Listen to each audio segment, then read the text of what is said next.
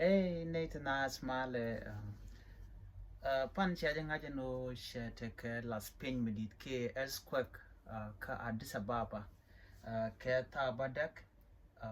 mateka well ka toktiang memataro ka bun ke taro ke Ethiopia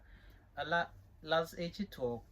che area net in con the Addis Ababa teaching nothing shagala the long lo she point will pine can shigade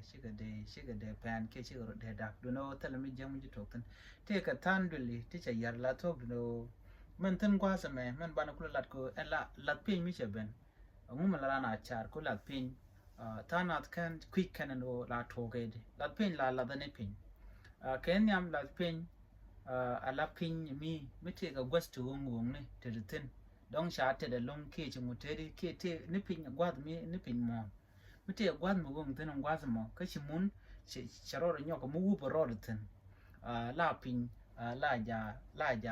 la de ko te ke element ki ngwande de pin mi no benyal bejabula tango ne de dol de pan chi ke kan tarai ne kono na ne ko ne shinga condominium ne ka dise baba de ke de kan je ka jen kwilas ke pin mo dundo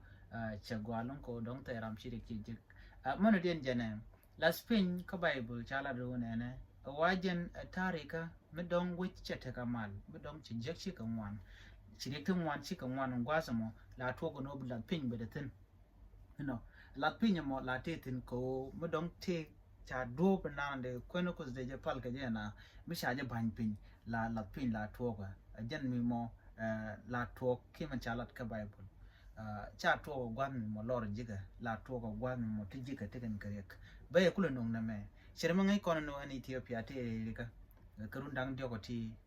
tere kor me di long chinar no kam ke ngai kono no kor te tene chang ne chang